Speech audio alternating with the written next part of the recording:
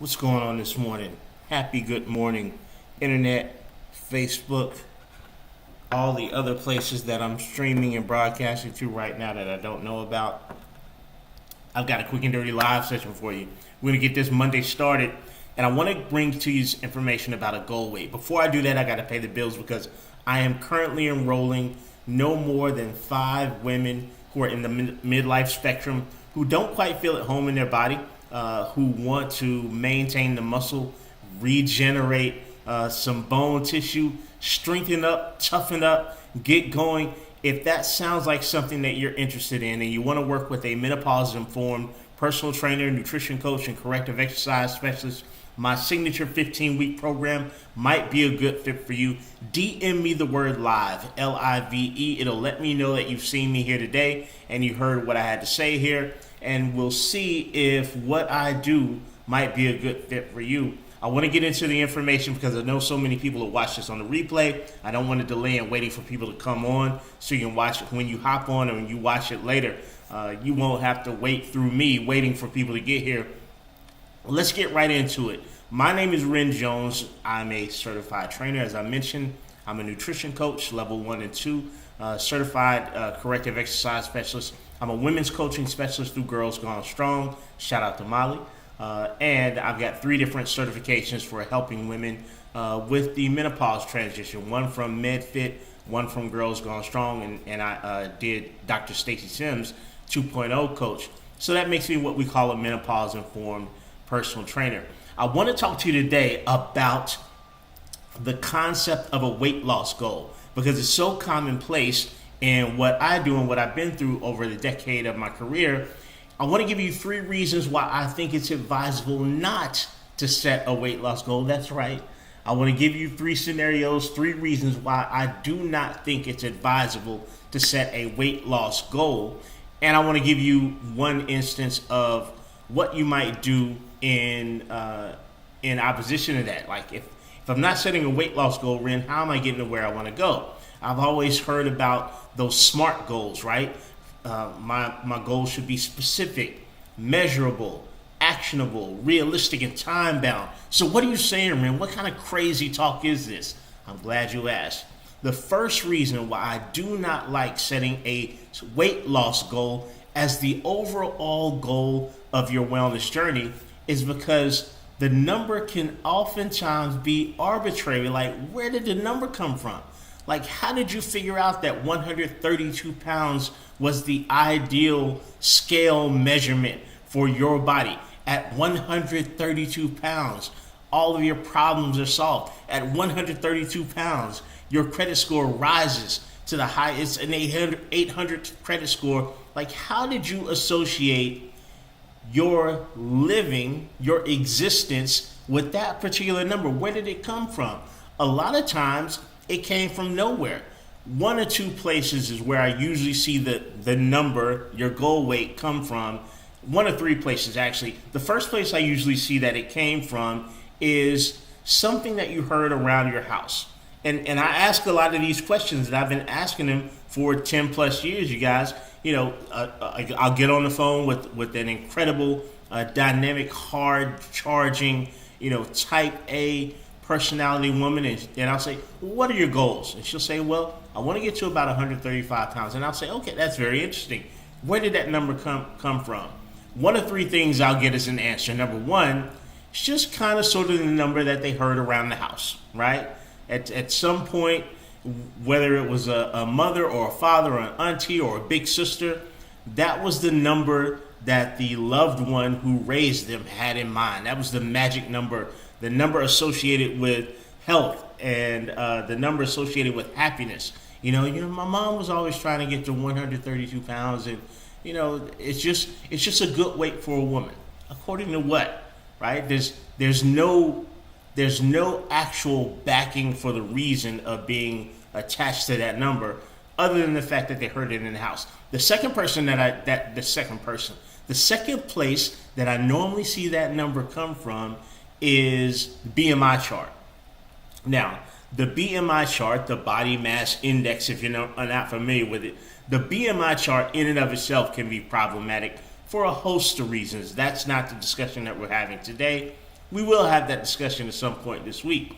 But it came from the BMI chart. They went to the doctor's office. The doctor had them step on the scale, right? And then the doctor said, about how tall are you? Or you filled it out on your little introductory sheet as you sat in the doctor's office. Said, how tall are you? And then they saw your weight. Then the nurse practitioner or the RN or the physician assistant put you on that scale. And then they looked at a chart somewhere on the wall, and they were like, all right, there. You should be here, according to this arbitrary calculation that was invented in the 1800s to judge a population of Eastern European men. This number is your number. So now focus on that incessantly, and that's where their number came from. Equally bad place to get your number from, by the way. Or the third most likely reason for that number is at some point in their lives, they were at that number and life was good. So they've now associated that number with a good life, right? Oh, when I was in high school, that's about how much I weighed. Oh, when I ran track in college, that's about how much I weighed. When I first got married, when I met my husband, that's about how much I weighed. So there's this association of this arbitrary, this kind of random number, and you're linking it to a time in your life where your life was good. Now, we don't try to do the things typically that made our life good at that moment. We just want the number, and there's sort of a thought that if we're at that number, automatically life will get back to that point where we enjoyed it more. The number on the scale is not representative of that, just in case you don't know. So the first reason why I do not like the goal weight is the number's usually arbitrary. The number doesn't make any damn sense. There's no logical conclusion as to why that particular number that you've chosen to be at that particular weight, there's no particular reason why you chose that number. It's arbitrary. That's the first reason. Reason number two why I don't like setting a goal weight, specifically a goal weight. Now notice, I'm not saying I don't like you setting a goal for your health. That's great. I just don't want it to solely be a goal weight. So the second reason why I don't like setting that goal weight is it absolutely ruins your journey. It's the poison apple, right? A lot of the times it's the fly in the ointment. It's the wrench in your gears. Setting that goal weight can ruin every single day of your journey along the spectrum of getting to where you want to health-wise. Here's how that happens.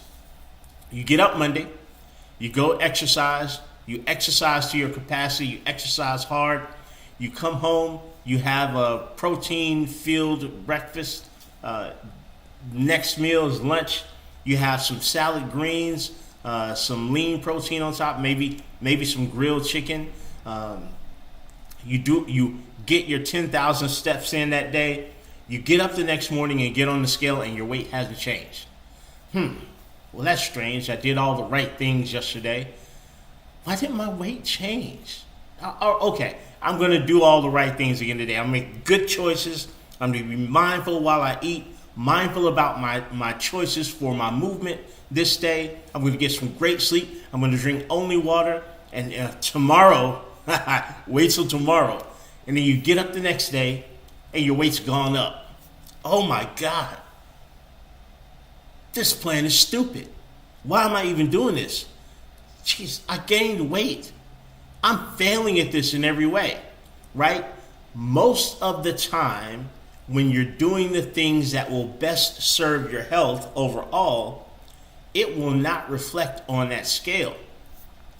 And if you're only basing all of your decision making on the perceived reward of getting on that scale and it giving you a lower number, because that somehow magically indicates all the health that you want to in terms of your life, you're always going to be miserable and at odds with the choices that you made because you're disgusted by the results that you're not getting, perceivably by the results you're not getting, because your weight doesn't change.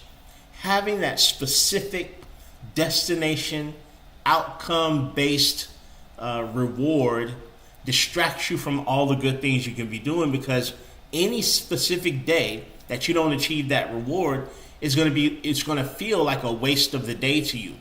So much so that you're going to ignore all the amazing, incredibly fascinating things that are happening along that journey. It's riding one of those scenic trains through Colorado and looking straight at the back of the head in front of you and saying, this train ride is stupid, right? Maybe the person in front of you has a particularly grotesque back of their head. I don't know. But that's what it's equivalent to. I always use this analogy when I'm talking about a goal weight of a scale weight or something like that, that just being fixated only on the destination. It's like if you're endeavoring into a romantic relationship and you said, I can't wait to get married. That's your single solitary focus, right? Your wedding day, your wedding date. Oh, when I get married, it'll be so amazing. When I get married, everybody will be there. When I get married, I'll show my sister because she thinks she's going to get married first. That causes you to miss out on the actual relationship that's being built. See, because every single day that individual hasn't proposed, or maybe you haven't proposed, every single day that has not happened, you're in a space where you can't enjoy the moment because you're so fixated on the end result. It's the difference between saying, I want to get married and I want to be in a loving, supportive relationship. Because if your goal is to get married, every day that you're not married can be distracting to you, especially if it happens over a long period of time. But if your goal is to being a loving, supportive relationship, you can do that on day one, date one, right? Day one, date one, you don't do this anymore because cars don't work this way, but you can reach through and unlock your date's door so they can get in the car after they let you in the door. Day one, if you want to be in a loving, supportive relationship, you can say, how are you feeling today? You look a little down, right? Day two, you can sit across from that person and have a nice dinner and talk about the day and being loving. Like, if you want to be in a healthy, loving relationship, you don't have to wait to the actual end result of a marriage to do that. You can do it day one. Likewise, if you're not so fixated on a goal weight specifically, you can have a loving, supportive, healthy relationship with yourself day one. Day one, you can walk. Take a walk for your health. You won't be at your goal weight day one. Day 60, you can choose to have an apple over, fast food French fries. You won't be at your goal weight, but you can choose to support your body, nurture your spirit, think holistically about your health on day 60. But when you're only fixated on the end date result thing, you're going to be distracted probably every day, week, month of your journey, and it's going to make it miserable because you're always not there, which means you're never here. So that's the second reason why I don't like a goal weight specifically. It's such a fixation on one thing that you're not ever able to enjoy the journey as you're making your way through. And that is incredibly annoying. The third reason why I don't like to set a goal weight is because it can make you do batshit crazy things just to get to that weight, right? It's not a statement of supporting your health. It's a statement of making your body do something by any means necessary. We've all seen this at some point. We've had the office weight loss pool, right? It's January. Hey guys, it's January. Supervisor Brad's going to talk to us about an exciting new thing that we're doing this year. We're going to do it all January. Brad gets up, right, Taylor? Brad gets up, repping your shirt, by the way, Taylor. I want my money in the mail. Brad gets up and say, hey guys, we're going to have a super awesome weight loss pool this month, right? And here's what happens. People start doing batshit crazy things for that weight loss pool. We're all going to put in $50, guys. And at the end of the month, whoever's lost the most weight is going to get the $50 pot. And Tim comes in, and Tim's got a bucket of Slim Fast with him. Tim, what's going on with the bucket of Slim Fast? Oh, man, I'm not eating all month. I'm just 3 times a day is over, so I'm going to win that money. Deborah comes in, poor Deborah. Deborah comes in and she's got no lunch for today. Deborah, what's going on with your lunch? Oh, I'm on a detox. So I'm going to drink a mix of cayenne pepper, pine sol, some rat poison, and milk every day. And I'm just gonna poop the weight out, and I'm gonna get that weight loss money, right? There's a law in economics called Goodhart's law. The law says when a measure becomes a goal, it ceases to be a good measure, right? I'm gonna repeat that. Goodhart's law. It's an economic law. I'm a business guy. That's what I went to school for. The law says when a measure becomes the goal, it ceases to be a good measure. What that means is if you take something that's meant to be a measure, weight, and you make it the absolute goal, it shouldn't be, it's a byproduct of your goal, then people are going to do batshit crazy things to get to that goal, not realizing it should actually just be a measure. So the third reason I don't like a weight loss goal specifically is people lose their freaking minds doing stuff, trying to just get down to that number. They'll do almost any random, crazy, I saw it on social media thing. What's the latest thing that I've seen? The oat Zempic. That somehow mixing oats with, I think, lemon in the morning is the same thing as the GLP-1 drug. It's not. But people will subscribe to all types of crazy things just to get down to a goal weight. So those are my top 3 reasons why I do not like setting a goal weight as the reason for all of your health endeavors. But what should I do, Ren? What's the other thing? So what should I be doing? I love setting performance goals. If you've never walked a mile, I like setting the goal of walking a mile. And then when you hit that, you can set a goal to walk 2 miles, which might be 2 miles. The performance goals allow you an actual connection to how your body moves through life, how your health thrives. Another goal, 10 strict form push-ups, right? Great goal. I'm going to work out until I get to the point where I can do 10 strict form push-ups. Or I'm going to work to the point where I can do 10 deadlifts, deadlifting the equivalent of my own body weight on a bar. Or I'm going to set a goal to do 5 strict form pull-ups. I'm going to work hard until I get to that goal, right? These are all great goals that drive your performance. They drive your body's ability because oftentimes, most of the time, damn near every time, the weight that you think you should be at does not equate to what you picture as your ideal physique. It does not equate to what you picture as your ideal health. More often than not, driving yourself relentlessly to a specific weight on that devil's box under your feet drives you as far away from optimal health as you could ever imagine and get stuck in this endless loop. Bonus reason why I do not like setting a goal weight is because you cannot control your weight. You think you can. Some of us will get on the internet and tell you that you can. You can probably control it within a range. I'm not going to get into set point theory with you today, but you could probably control it within a range. I get that.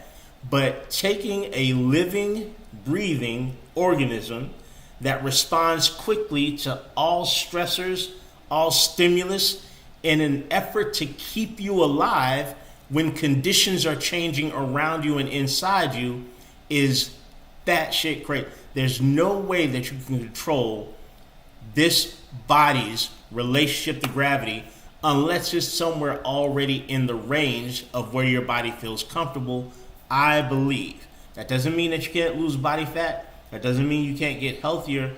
But trying to control your weight is like asking the ocean to freeze. Hey, ocean, can you stop a second? I want to take a picture. Don't move.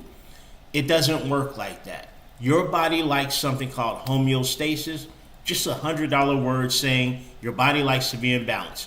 You go outside when it's too hot. Your body doesn't want to be hot. It sweats so that the liquid evaporates off your skin to cool it back down to where it feels comfortable. Go outside when it's cold, right?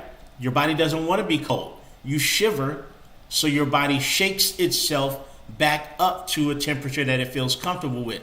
You go outside and it's bright.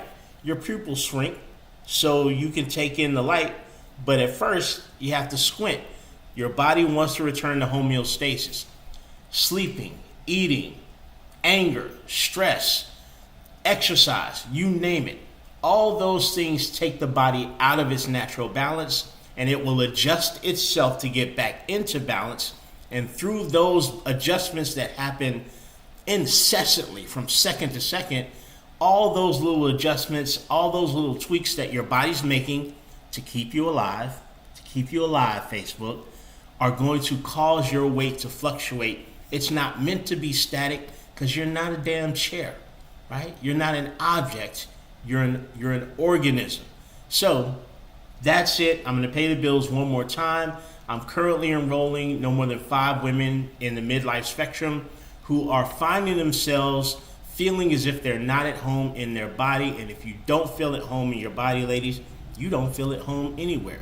My 15-week signature program might be a great asset for you. Again, I'm working a 15-week menopause-informed personal training and nutrition program over the next 15 weeks. Enrollment ends this Sunday. If it sounds like something that might help you, DM me the word live, LIVE. We'll take a closer look, see if the program might be a good fit for you, and we'll get you going. Until next time, until tomorrow at 8:30 a.m., let's keep it simple. I'll see you guys tomorrow. Facebook and LinkedIn and Twitter and all the other places. I'll talk to you guys soon. Hope this was informative for you. DM me, message me with any questions. And again, if you need a coach, DM me the word live, LIVE. We'll take a look and we'll see if the program might